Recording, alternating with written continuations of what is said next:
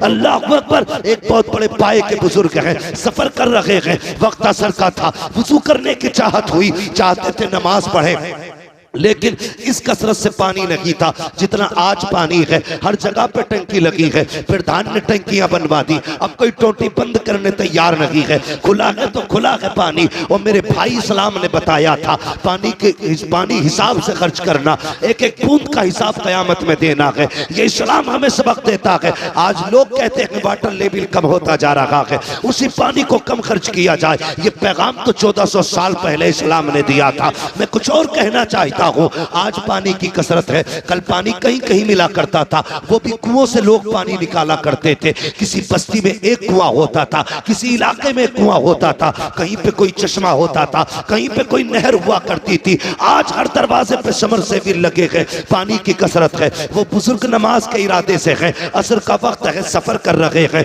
सामने बस्ती नजर आई, सोचा यहाँ पानी मिल जाएगा। बस्ती के करीब आए, एक कुएं को पाया, सोचा वुजू करूं नमाज पढ़ना है। जैसी गए क्या देखते हैं, पानी तो था, डोल और रस्सी नहीं थी। दाएं बाएं देखने लगे, हैरत में थे, क्या किया जाए, पानी कहां से लाया जाए। इतने में एक छोटी सी बच्ची छत से खड़ी थी, देख के कहती है, पापा आपका कुर्ता बता रहा है, आपका मामा बता रहा है, आप कोई अल्लाह वाले हो, आप कोई आलिम दीन हो। हाँ बेटी, कहा क्यों परेशान हो, कब वुजू करना है, नमाज पढ़नी है, कब फिर देर किस बात की है, कब बेटी पानी कुएं में है और कुआं गहरा है, कोई रस्सी नहीं है, डोल लगी है, पानी कैसे निकालूं, जब पानी निकलेगा तब वुजू होगा। बच्ची मुस्कुरा के कहती है, ताज्जुब है आपकी दानाई पर, आप अल्लाह के बंदे हो करके इतना हिसाब लगा रखे हो कि डोल रस्सी आएगी तब पानी निकलेगा। का फिर का ठहरिए, बच्ची करीब आई है, आने के बाद बच्ची ने कुएं की तरफ झांका और अपना थूक कुएं में डाला। जैसी थूका है, पानी किनारे पे आके रुक जाता है। कहती बाबा अब वुजू भी कर लीजिए, नमाज पढ़ लीजिए। उन बुजुर्ग ने पानी भरा, नमाज पढ़ी है। उसके बाद कहते हैं बेटी बता तो सही, तेरी उम्र इतनी है, तूने कोई नमाज भी नहीं पढ़ी होगी, तुझ पे भी रोजे भी फर्ज नहीं हुए होंगे, तुझ पे अर्ज भी फर्ज नहीं होगा, लेकिन ये तो बता बेटी ये कमाल कहां से लेके आई है, तूने पानी में थूक दिया, पानी ऊपर आ जाता है। बच्ची ने कहा था बाबा जाइए, ये अंदर की बात है, राज में रहने दीजिए। कहा नहीं बेटी बता तो सही, ये कौन सा अमल किया है तूने कि तेरे थूक में इतनी पावर है, पानी किनारे पे आ गया। बच्ची ने कहा सुनो बाबा, मेरी अम्मी जब रात हो जाती है मुझे 1000 दानों की तस्बीह देती है और उस वक्त तक सोने नहीं देती जब तक 1000 मर्तबा मैं हुजूर पे दुरूद नहीं पढ़ लेती हूँ। ये सजदों का कमाल लगी, ये मुस्तफा पे दुरूद पढ़ने के कमाल से पानी। क्या बात है, नारे तकबीर, नारे रिसालत, मसलके आला हजरत, नबी के गुलामों की शान, जन्नत के हैं मेहमान, मुफ्ती हम्मद रजा साहिब क़िबला। आदत डालो दुरूद पढ़ने की, अपने बच्चों को दुरूद पाक सिखाओ। सिखाएंगे इंशाल्लाह, सिखाएंगे इंशाल्लाह। खाली वक्तों में तस्बीह दे दिया करो और ये होड़ लगा दो, जो आज ज्यादा दुरूद पढ़ेगा उसे शाम को यही नाम दिया। बेशक बेशक लगाओ ये बच्चों में से, जी जी जी, जिसके महीने में सबसे ज्यादा दुरूद होंगे उसे महीने के लेवल का इनाम दिया जाएगा। साल भर में जिसके ज्यादा दुरूद होंगे उस बच्चे को साल भर के हिसाब से सबसे बड़ा इनाम दिया जाएगा। चाल यजीद, फिर देख मुस्तफा कितने मेहरबान होते हैं। जी जी जी, कितने मेहरबान होते हैं। लोग कहते हैं बड़ा जी चाहता है मदीना देखूं, तू दुरूद की आदत डाल ले, हुजूर मदीने से तेरे घर चल के आ जाए। करो ना ऐसे काम, आदत डालो, आदत डालिए, बच्चों को सिखाइएगा। और ये तहजीब ये बचपन से बच्चों को सिखाई जाती है, बचपन से सिखाई जाती है। आप गौर कीजिएगा, करबला जानते हैं ना, करबला कितने लोग जानते हैं? करबला का नाम कितने लोगों ने सुना है? सबने सुना, सबने सुना ना? जी जी, जिन्होंने हाथ उठाए अल्लाह नजफ अशरफ के रास्ते सबको करबला शरीफ की हाजिरी नसीब फरमा दे। ठीक है जी, सारे लोग करबला को जानते। जी जी, आप पूरी करबला पढ़ डालिए, पूरी करबला। वहां लाशें भी थी, डर भी था, तन्हाइयां भी थी, जंगल था, दहशत थी, गम था, दर्द था, भूख थी, प्यास थी। कौन सा सितम ऐसा था जो करबला में ना था? किसी का एक बेटा मर जाए, लोग कहते हैं कमर टूट गई। सलाम करो सैयदा ज़ैनब को, जिसके सामने बेटों की लाशें भी थी, जी जी, भतीजों की लाशें भी थी, सगे भाई की लाश भी जिसके सामने पड़ी थी। मगर सलाम ज़ैनब तेरी हिम्मत को, खुदा की कसम तूने अली की बेटी होने का हक अदा करके दिखाया था। जी जी बेशक। मैं कहना ये चाहता हूं, इस सब के बावजूद खेमे जले थे, अहले बैत अतार की दौलत लूटी गई थी, लेकिन कोई ये नहीं बता सकता किसी ने अहले बैत की बेटियों को बिना नकाब के किसी का चेहरा देख लिया। हर सितम अपनी जगह था, मुस्तफा की शरीयत अपनी जगह थी। जी जी बेशक बेशक। सैयदा ज़ैनब ने 13 मुहर्रम को सफर शुरू किया। जी जी जी। कितने को? 13। सारे बोले कितने को? 13 मुहर्रम। 13 मुहर्रम को करबला से चले, 27 रमजान को मदीना शरीफ पहुंचे। जोड़ के लगाओ हिसाब कितने बने? मेरे हिसाब से तकरीबन 9 महीने बनते। जी कितने महीने? 9। जोर से कितने? 9 महीने बनते। लेकिन इस 9 महीने के सफर में सैयदा ज़ैनब जब मदीना शरीफ पहुंची थी तो 72 कुरान मुकम्मल कर चुकी थी। जी जी बेशक। सुभान अल्लाह सुभान अल्लाह सुभान अल्लाह। 72 कुरान 9 महीने के सफर में किसी ने सैयदा ज़ैनब का एक बाल तक नहीं देखा था, एक बाल तक। तारीख अपनी जगह है, लिखने वालों ने लिखा, लेकिन मेरा ईमान ये कहता है किसी की मां ने वो दूध नहीं पिलाया जी जी बेशक बेटे को जो अली की बेटी की कोई चादर छीन लेता। जी जी हाँ बेशक। नहीं छीन सकता था, इसलिए कि उनकी इज्जत की हिफाजत का वादा तो रब ने पहले कर दिया। बेशक बेशक। और चादर समझ छीनने का मतलब समझते? जी जी जी। बेटी के सर से चादर खींचना उसकी इज्जत खींचने के बराबर। अली की बेटी के सर से चादर, वो भी अली की बेटी जो यजीद के दरबार में खुतबा देने पे आए तो पित्ते पानी होने लग जाए। जी जी बेशक। और लोग पूछने पे मजबूर हो जाए क्या अली आ गए हैं? लोग कहें अली नहीं, अली की बेटी आ गई। ये सैयदा ज़ैनब। मैं कहना यह चाहता हूं, इन्होंने वो शरीयत का कानून पे अमल करके दिखाया कि दुनिया हैरत में है। आज कोई मिसाल नहीं मिलती है। ये उन्हीं की तरकी खैरात है जो बेटियों के सरों पे दुपट्टे सलामत हैं। ये सैयदा ज़ैनब का सदका है जो आज बेटियां पर्दों में नजर आ रही हैं। ये अली की बेटी का करम है जो तेरी मेरी बेटी की सर पे चादर रखी हुई है। ये अली की बेटी का एहसान है जो तेरी मेरी बेटी की इज्जत महफूज है।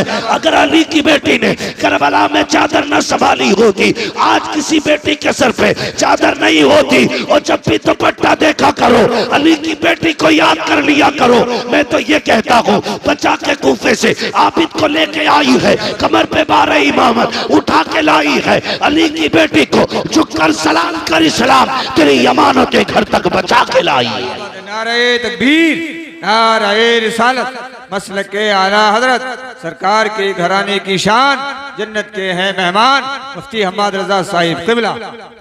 आखिरी बात, आखिरी बात, 10 मुहर्रम शरीफ आती है बेशक। 10 मुहर्रम शरीफ के दिन कुछ लाइल्म लोग, ना समझ लोग, उनकी अपनी बेटियां उसको त्योहार के तौर पर यूं मनाती हैं कि सरों पे दुपट्टे नहीं होते। बुरा ना मानो, ये हमारे ही घर की बात है। अगर मैं नहीं कहूंगा तो आपसे कौन कहेगा? बेशक। मैं सिर्फ आपकी वाह के लिए मैं मुंह बंद करके यहां से चला जाऊंगा, आप तो फिर वहीं रह जाएंगे ना जहां थे। मैं बताना चाहता हूं 10 मुहर्रम को अली की बेटियों ने पर्दा करके दिखाया है। बेशक। हमारी बेटियों ने दुपट्टे उतार दिए। बताइए अगर मुहर्रम के नाम पे हमारी बेटियां दुपट्टे उतार के मेले में आ गई तो कयामत में सैयदा ज़ैनब को कौन सा मुंह दिखाएंगे हम? बेशक। खुद फैसले करें। और तुम्हें बताऊं हया क्या थी अली के घर की? जी। मैंने कहा आखिरी बात है, यजीद के दरबार में अली की बेटियां पहुंची, सुबह से शाम तक खड़ी रह गई हजरत ज़ैनब और हजरत सकीना यजीद के दरबार में, सुबह से शाम तक। जब उस यजीद कुत्ते का, जब उस कुत्ते का शाम को नशा उतरा, वो दरबार में आके बैठा, और उसे पता चला अली की बेटी आई हुई है, वो हुकूमत के नशे में था, औकात भूल बैठे, कहता इनके चेहरे दिखाए जाएं। हजरत फिजा आगे बढ़ी, कहने लगी कुत्ते हद में रहे, अली की बेटियां हैं, कयामत आ सकती है, किसी गैर महरम के आगे ये चेहरे नहीं खोल सकती है। ये हजरत फिजा ने कहा कि कयामत आ सकती है, लेकिन अली की बेटियों के सर की चादर नहीं हटाई जा सकती। पूछ तुझे क्या पूछना है? कहा मुझे इनके नाम पूछने। अल्लाह अकबर। कहा सबके नाम मैं बताऊंगा। वो बिगड़ा, कहा तू कौन होती बताने वाली, मैं पूछूंगा। कहा हद में रह, हम जान दे सकते हैं लेकिन अपने आकाओं की इज्जत पे आंच नहीं आने दे सकते। उसने फिर इशारा किया उस 7 साल की सकीना की तरफ जिसका बचपना था। कहा ये बच्ची कौन है? कहा ये हुसैन की सकीना है, ये वो है जो हुसैन के सीने पे सर रख के सोती थी। उसने कहा मुझे पूछना है, ये नाम बताए। 3 मरतबा उसने कहा, जवाब नहीं मिला ना। तो कहा ये बोलती क्यों नहीं?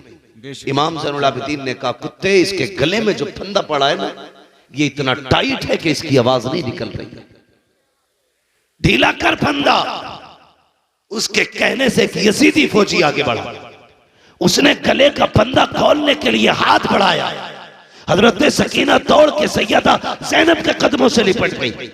वो उधर गया तो वहां से हट के इमाम ज़ैनुल आबिदीन के कदमों में यजीद ने कहा था इस बच्ची को क्या हो गया है, ये गले की रस्सी क्यों खोलने नहीं देती? तब हजरत ज़ैनुल आबिदीन का तेवर बदला, लहजे में अली की जुर्रत आई है, वो जोश था, पूरा दरबार कांप गया।